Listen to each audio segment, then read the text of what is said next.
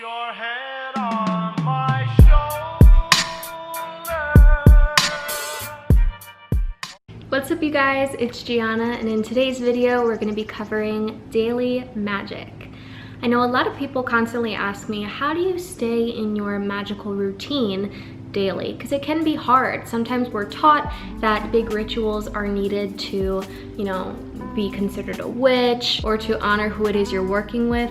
But for me, there is no rule book. So today I figured I'd help you guys with some witchy tips that you could do daily that aren't gonna waste all of your time, but is gonna make you feel good and connected to the source.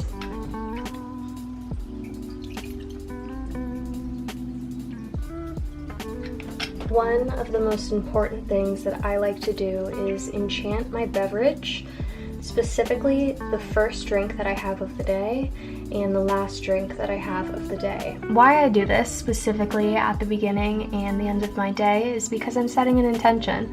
I'm setting the intention for the day to come and for the day to follow. How I might do that is using multiple things. Sometimes I like to surround my potion, my tonic, with crystals, and other times I like to just use my hands. With the right hand, we're inviting the positive to come in and toward our drink. And then when we put the left hand on top, I like to do an upward motion because we're clearing negative energy. I'm going to think of my intention. I'm going to envision it as a ball of white light in my hand. Let's say today, maybe my intention is happiness. I'm going to cover happiness, place it in the drink, and cast away any unhappiness.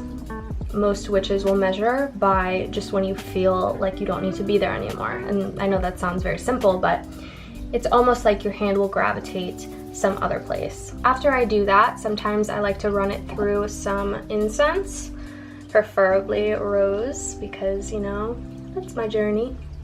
Today I happen to choose a cranberry tonic. I love cranberry because it has connection to fire and water elements due to its fiery color and its juiciness. In old folklore, you'll actually find a cranberry being called bog fruit and many other names. Cranberry is perfect for abundance magic, grounding, love, passion. After that, my intention's been set. I like to blow on it because I like to incorporate my own energy, and then I sip on my drink. Another thing that's super important is to sweep your energy.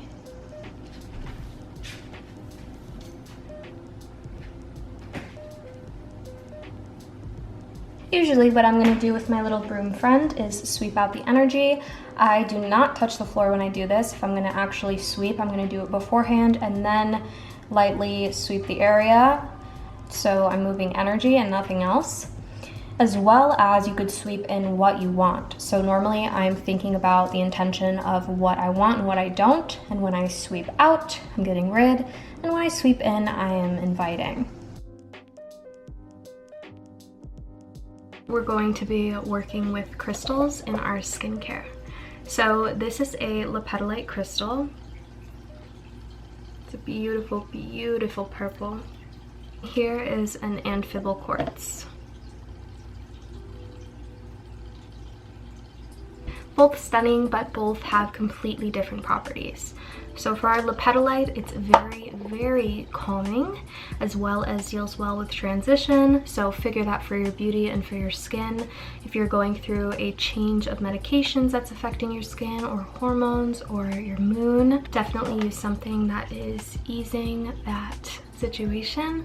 If you're using something like a quartz, it's much more powerful and it's almost like a complete reset for your skin. So be prepared for your skin to get a little bit worse before it gets better.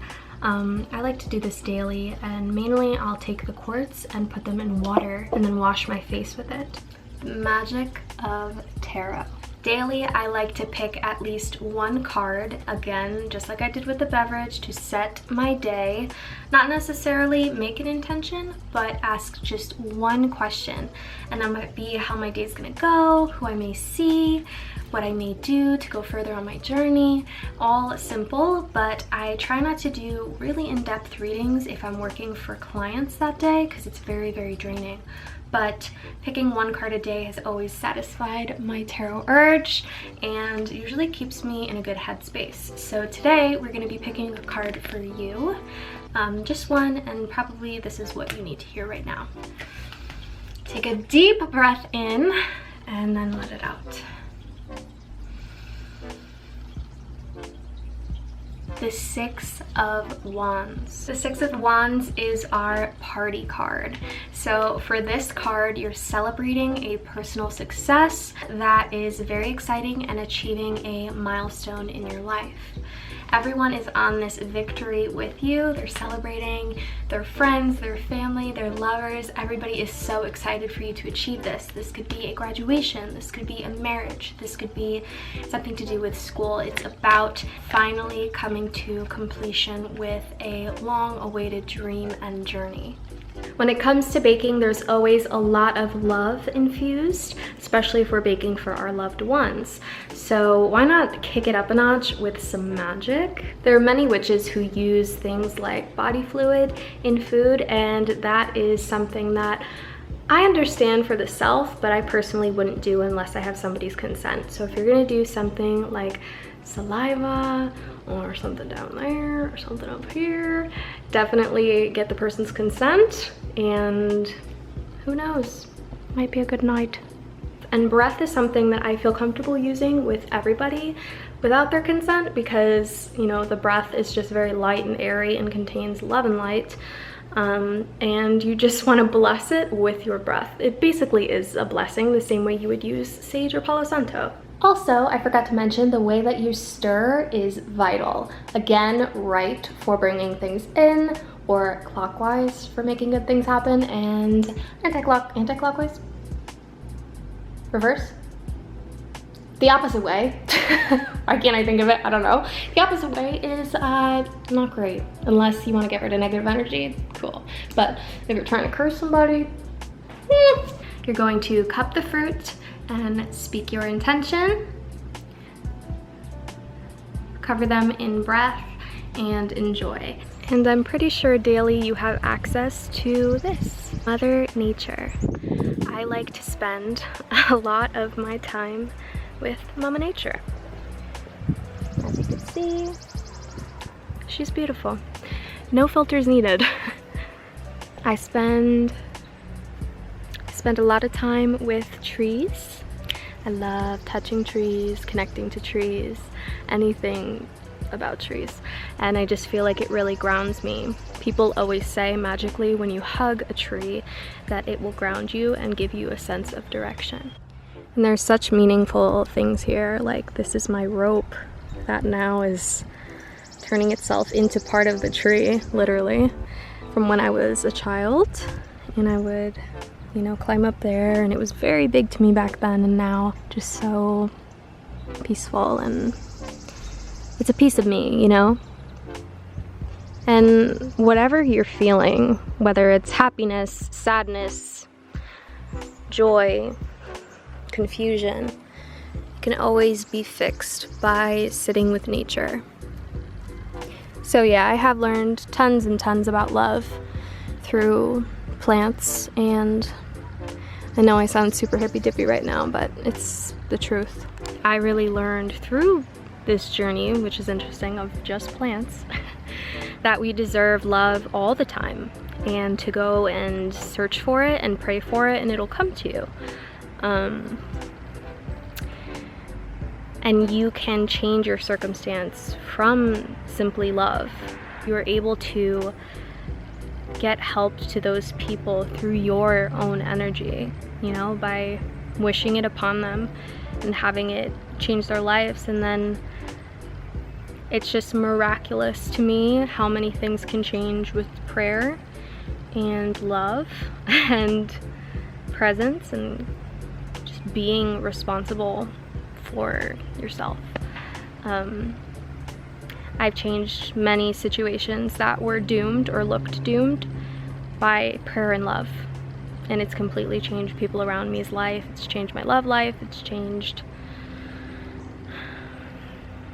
my family. Like, just being the energy and carrying the energy of love is transformative and brings people together and back together that you thought were doomed or dead. Sorry, I don't know why I'm going on this tangent, but I just feel very strongly about this. We finish off our house with the blessing of Agua Florida, as well as water and salt. Can't beat water and salt, honestly. Florida water is fairly simple to use, and you can only use that and be perfectly successful, but salt is the purest thing that you can encounter, and I think mixing that with the Florida water is completely life-changing and will keep you extremely safe, you and the ones that you love. So I mix that with salt and add a dash of water. And this is our floor wash. I say floor wash, but it can be used as literally anything. So I like to dip a rag in this and then wash my area. Mirror affirmations are everything, and we've discussed this many times before, but I absolutely love to affirm my self-love and basically talk to myself about where I'm at and where I want to be and how proud of myself I am. I know it sounds crazy, but we've only got us in the long run, and we are a vessel. So thinking the temple is, you know, the key to success. So I'd say something like, you are beautiful, you are strong, you are worthy, you are loved, you are abundant, you are getting to where you need to be. You have done what you've needed to do. Everybody around you loves and adores you. You are powerful, you communicate well, your throat chakra and crown chakra are open. Life loves you. Last, but definitely not least, we create sun and moon water. Wow, are you shocked? Do I make moon water every day? Do I use moon water every day? Absolutely. Do I show it every time I use it? Absolutely. So today, we're going to be not just making moon water, but moon and sun water. And the difference is not really that much. Obviously, we want to harness the energy of the moon and the feminine aspects, but the sun and the divine masculine side of us can be contacted through the sun. What I do there is I let my moon water sit out absolutely all night, and then early in the morning I will bring it in. So the sun just barely rises on it, but it's got a touch of that divine orangey energy. It's very simple. You can choose to put a cap on your lunar water or leave it open depending on what you're using it for. If you're gonna drink it, definitely put a cap on it. If you're gonna use it in, you know, baths and spell work, you don't need a cap, and you could just get in that extra energy. And you're gonna wanna make sure you're using glass and not plastic, because the energy can go way, way better and much more clearer through glass. And it's going to bring that warmth of the sun to the glass, as well as that cooling from the moon. Moon water. Put it on the table. It rained, popped out my candle. Beautiful, love that.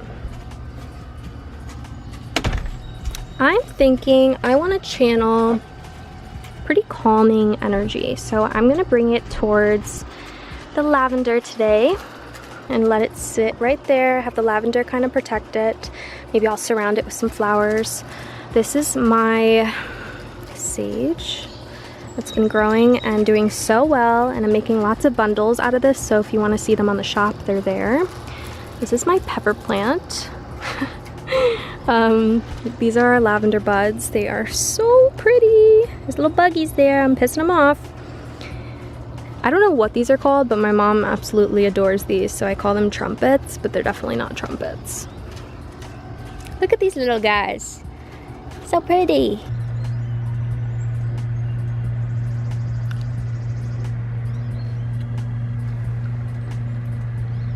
I hope you guys enjoyed this little video, and hopefully you got some helpful tips.